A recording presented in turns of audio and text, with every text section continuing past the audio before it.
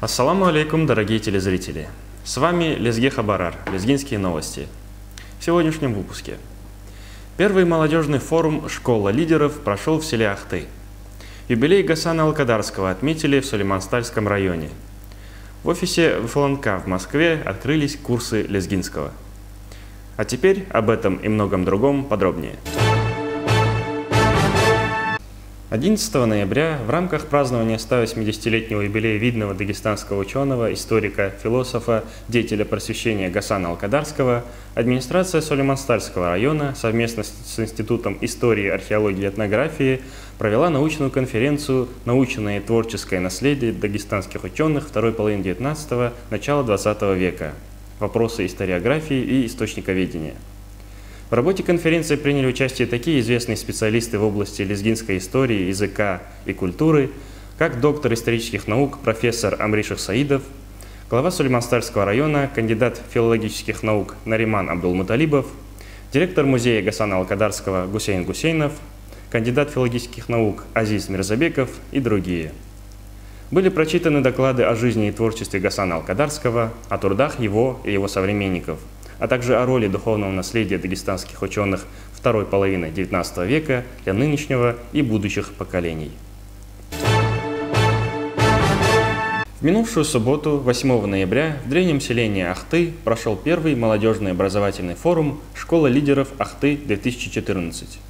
Организаторами форума явились Федеральная лезгинская национально-культурная автономия, автономная некоммерческая организация «Возрождение», Молодежный департамент Ахтынского района и фонд «Альтаир». Уникальность данного форума заключается в том, что от появления его идеи до реализации он был осуществлен силами молодых активистов из молодежного парламента Ахтынского района и молодежного департамента ФЛНК. В программу форума вошли тренинги по созданию и развитию собственного бизнес-проекта для молодых предпринимателей и технологиям организации добровольческой деятельности в молодежной среде. Помимо этого состоялась деловая игра под названием «Технологии профессионального роста молодежи». А в качестве символического завершения школы лидеров кандидат исторических наук Абдулаким Бутаев провел для форумчан лекцию на тему «Роль личности лидера в истории народа на примере жизни полководца Хаджи Давуда Мешкюрского». Радостная новость из Баку. Как сообщает пресс-служба ФЛНК, долгожданный концерт лезгинского народного ансамбля песни и танца «Сувар» состоится 21 декабря 2014 года. Концерт пройдет в Азербайджанском государственном академическом театре оперы и балета. Всю необходимую информацию можете получить по телефону, указанному на экране. А московская публика сможет уже совсем скоро насладиться концертом народной артистки Дагестана, примы лезгинской эстрады Розы Максумовой. Мероприятие состоится 6 декабря в банкетном зале «Московский».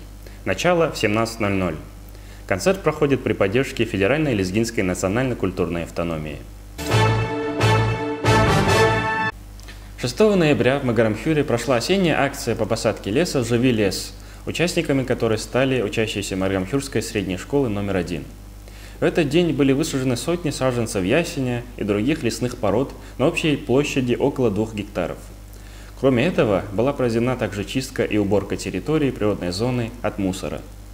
Мероприятие призвано развивать интерес к родной природе, экологически ответственное отношение к ней, побуждать желание охранять ее, ощущать и видеть красоту родной природы. А сейчас наша постоянная рубрика «Лезги Джалал» на лезгинском языке. Межетлага ноябрьдылай Москвада Федерация день лезги халдени мединиатин автономида хади карин аялри мектебдини велик анзвай бруз лезги чалан курсари колах эгечна. Мектебдини элри пландик лезги чални эдебият лезги халдени вадагустандин тарих адетар кулер лайзар вамасабур козу. Тарсар хар кишни хади куз сятин тикдалай пудал лезгирин автономидин идара дажеда абур калеф извачкадика экрандал кенуа. Переходим к новостям спорта. С 1 по 10 ноября в Италии проходил чемпионат мира по спортивным единоборствам. Как сообщает lezgisport.com, в нем принял участие Артур Алискеров, выходец из села Каракуре Дахуспаринского района. Он выступил в восьмиугольнике по видам единоборств ММА и грэпплингу. После финальных раундов Артур Элискеров завоевал 2 медали и стал чемпионом мира по 2 видам спортивных единоборств, совмещающих в себе технику всех борцовских дисциплин. 9 ноября на турнире Upload Challenge весовой категории до 70 кг лезгинский боец Алияр Саркеров нокаутировал своего оппонента в первом же раунде. Стоит отметить, что это не первый подобный нокаут в исполнении Алияра.